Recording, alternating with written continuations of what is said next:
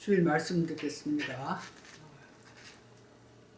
내가 그리스도와 함께 십자가에 못 박힌 자니 그런즉 이제 내가 산 것이 아니요 오직 내 안에 그리스도께서 사신 것이라. 이제 내가 육체 가운데 사는 것이 나를 사랑하사 나를 위하여 자기 몸을 버리신 하나님의 아들을 믿는 믿음 안에서 사는 것이라.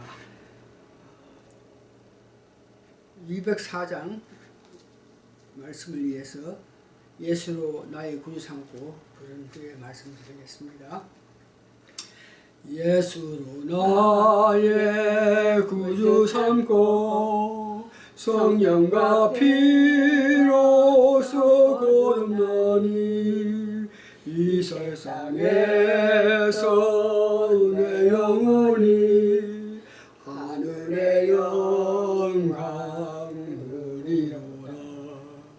이것이 나의 간증이요 이것이 나의 찬송일세. 나 사는 동안 끊임없이 구주를 찬송하리로다.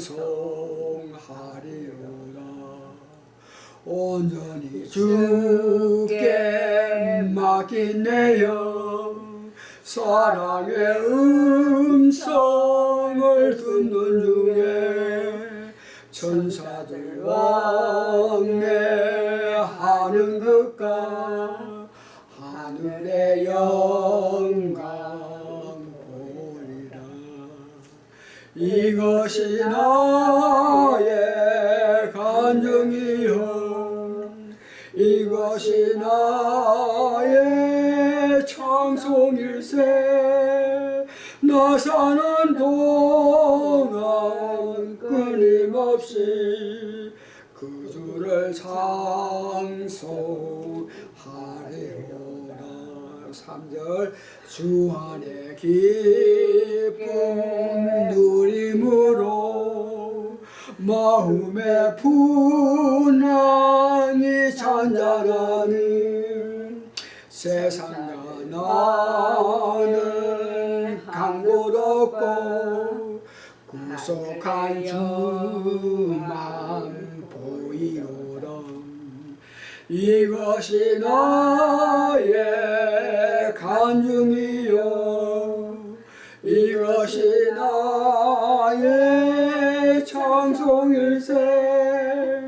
나 사는 동안 끊임없이 구주를 찬송하리로다.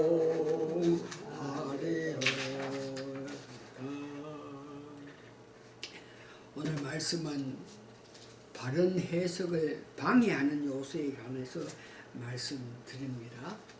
지난주까지 우리는 성경을 기록한 그에 관해서 또 이 성경을 바른 해석을 위해서 어떤 법에 따라야 된다고 말씀드리고, 오늘은 성경을 바른 해석을 하려는데 방해하는 요소를 말씀드리기를 합니다. 성경 해석에서 제일 문제되는 것은, 바른 해석을 위해서 제일 문제되는 것은 원본이 이 세상에 존재하지 아니하고 사본뿐인데, 이것이 가장 바른 해석을 하는데 문제점입니다. 인간이 중심이 되어서 기록했고, 해석 또한 인간의 사상이 많이 영향을 미친 결과 사탄의 유혹으로 말미암아 해석하는 데에 제일 필요성인 성령 세례의 필요성을 배제한 것이 제2의 문제입니다. 제1의 문제는, 빠른 해석을 하는데 제1 문제는 인간들이 그 사상, 인간들이 생각, 인간이 중심이 돼서 기록하고 해석했다는 것이고, 제2의 문제는 사탄이 이 성경 해석을 바로 하게끔 하기 위해서는 성령의 역사가 강하게 받아야 되는데, 이 성경 역사를 배제하게 한 것, 해석에 성령 역사가 필요하다 하는 그 마음을 배제하게 한 사탄이 제2의 문제점이 된다는 것입니다. 그래서 성경 해석을 방해하는 요소 중에 우선 두 민족의 성경 해석 방법을 알아보겠습니다. 인류를 크게 나눠서 유대인이가 이방인, 헬라인 이렇게 나누는데, 유대인들의 해석 문제에는 성경을 모세가 기록했는데 그 많은 내용을 다 기록하지 아니하고 장로들의 유전으로 전하여 왔기에 성경 해석은 장로의 유전을 받은 사람이 해석할 수 있다고 한 것이 가장 문제가 됩니다. 그래서 그 유대인들의 성경 해석에는 감성적으로 느낌이 중하고 한글감을 얻는 좋은 결과를 중요시한 가운데 성경 해석을 시도했습니다. 기적을 추구하고 자기 힘이 부족할 때에 외부의 도움을 받았으라도 좋은 결과를 받기를 원하는 마음, 극단적인 것을 추구하여서라도 자기의 기쁨을 위해서 그들이 달려갔기에 많은 사람들이 감성적으로 성경을 해석하는 사람들이 이단에 빠질 수가 있습니다. 감성주의로 해석하는 것은 내 감정이 있는데 그 감정에 의해서 해석을 한다는 뜻이죠. 이방인들, 세계 두 인류를 나누면 유대인과 선택받은 유대인과 선택받지 않은 이방인들, 그 헬라인을 말하는데, 그들의 해석 방법은 그들의 화려한 문화에 의존해서 그들만의 상식에 의한 해석을 하는 것입니다. 그들은 이성적으로, 우리 인간은 다 이성이 있다. 그래서 이성적으로 접근하여 논리적인가 또한 합리적인가를 먼저 보고 그 말씀이 성경이 이치에 맞는지를 보고 또한 이해가 되는지를,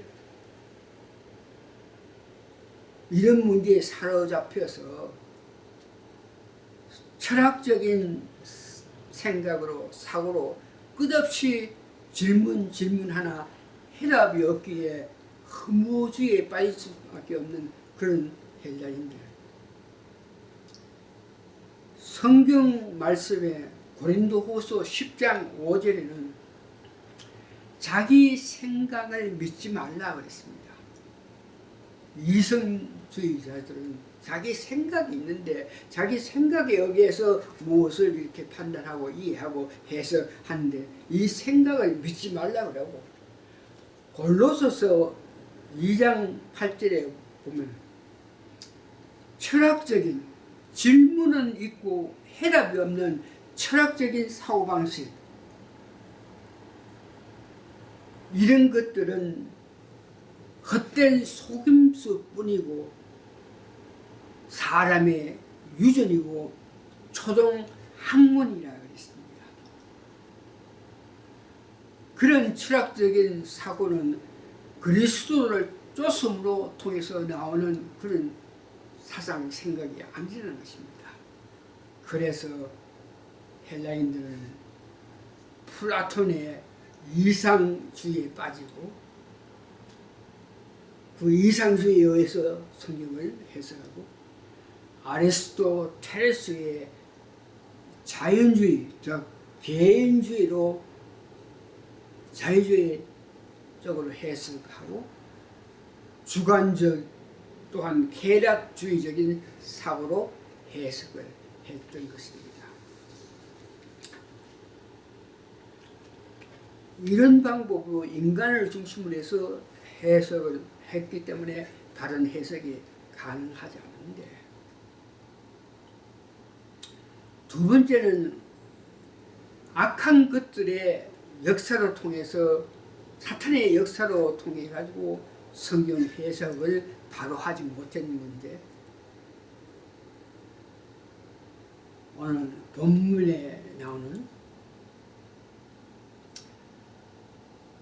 우리는 십자가에 못 박힌 그리스도를 전하니 유대인에게는 끓이기는 것이요 이방인에게는 미련한 것이되 오직 부르심을 입은 자들에게는 유대인이나 헬라인이나 그리스도는 하나님의 능력이요 하나님의 지혜라.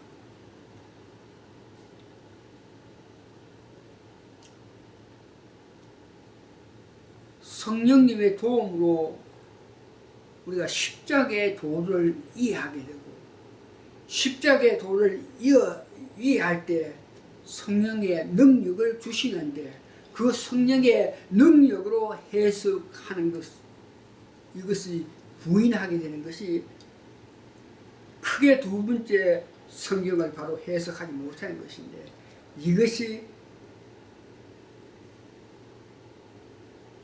사탄이 역사로 이루어진 것입니다. 성경 해석은 성경 세례를 받는 것이 성경 해석에 큰 도움이 된다, 이런 문제를 부인하게 된 것입니다.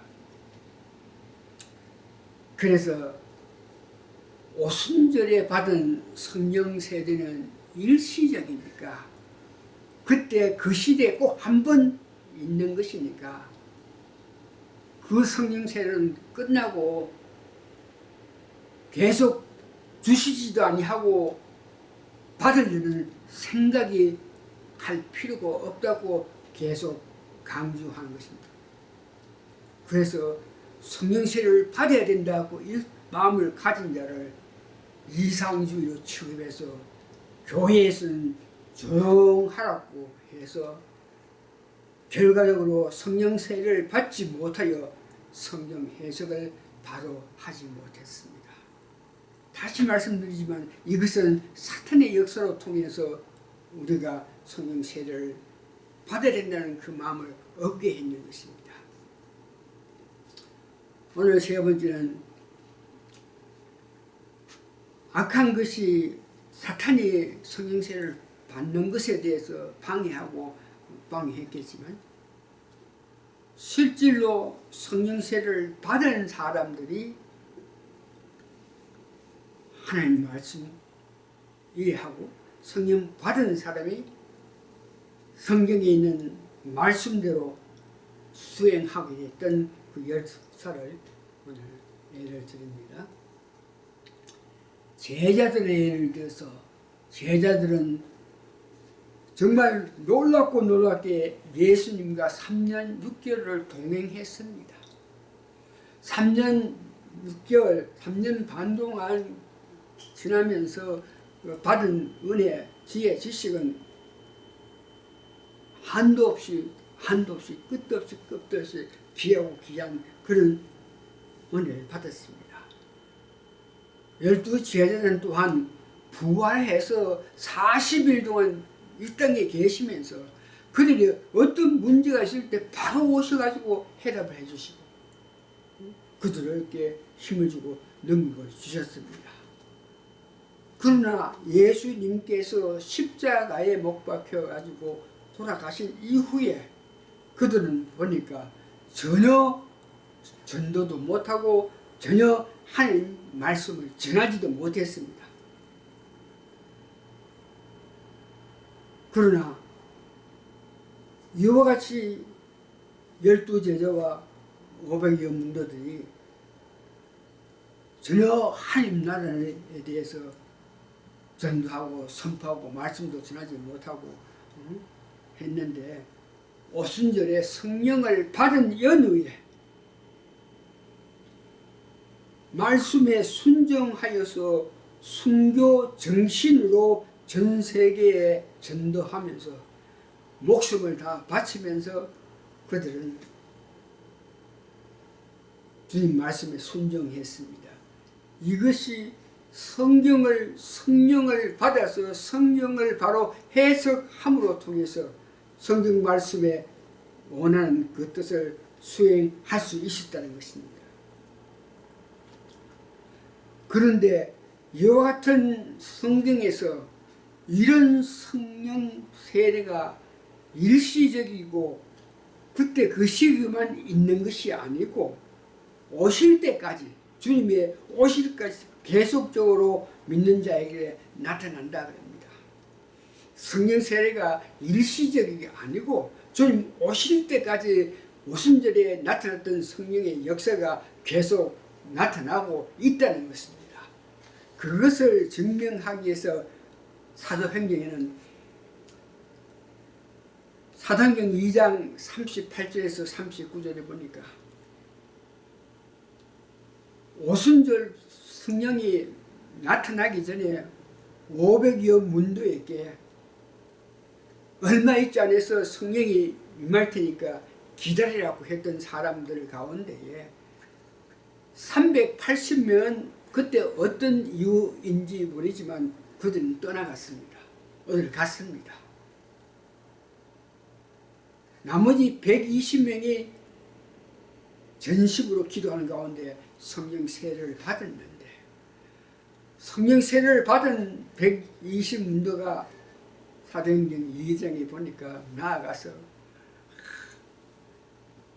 하나님을 높이고 방을 말하면서 놀라운 역사를 나타내니까 이 떠났던 380명들 중에서 많은 사람이 아하, 내가 그때에 잠깐 더 있었으면 이런 은사를 능력을 받을 건데 내가 떠났기 때문에 이런 능력을 받지 못하다 그러면서 아쉬워서 마음 쓰는 사람이 있었고 380명 중에 나머지 몇몇 사람들은 야 그들이 하는 것을 보고 질투하고 시기해서 술이 취해서 그 모양 한다 그러면서 비판하고 있던 사람들이 있는 그런 실정인데 특별히 380명 중에 내가 그 장소에 그때 잠깐 떠났기 때문에 이와 같은 능력을 받지 못한다고 마음 쓴 안타까운 자들 보면서 베드로가 성령 충만 해서 오신데 성령을 받은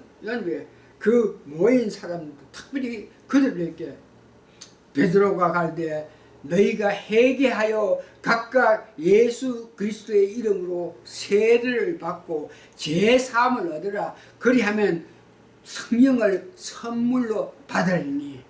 그러니까 우리가 받은 선물 너희들 떠난 후에 받지 못했지만 그러나 누가 제사함을 받고 그리스도 이름으로 세례를 받고 제사함을 받으면은 성령의 세례를 우리가 받았던 그 세례를 너희들도 받는다. 그러면서 사도행전 2장 39절에 이 약속은 너희들도 성령 받을 수 있다는 그 약속은 너희와 너희 자녀와 모든 먼데 사람 곧 주 우리 하나님이 얼마든지 부르시는 자들에게 하실 것이라.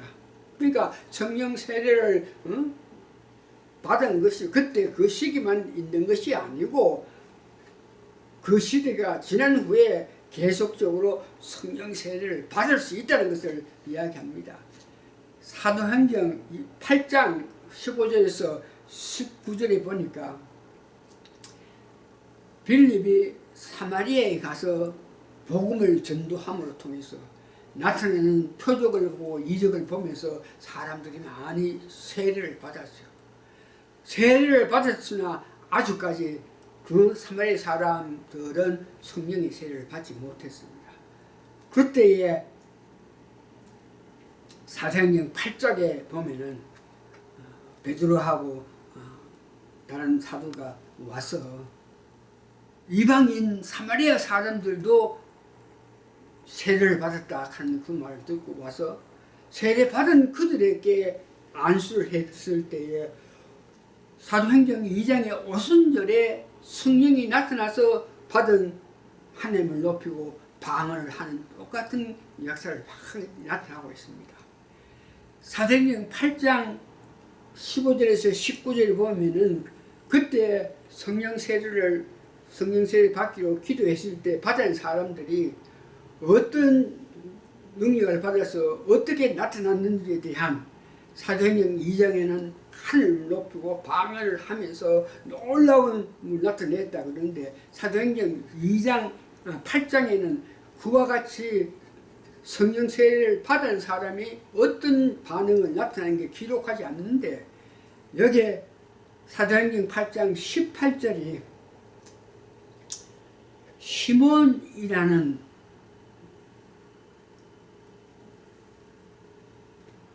사기성을 가진 사람이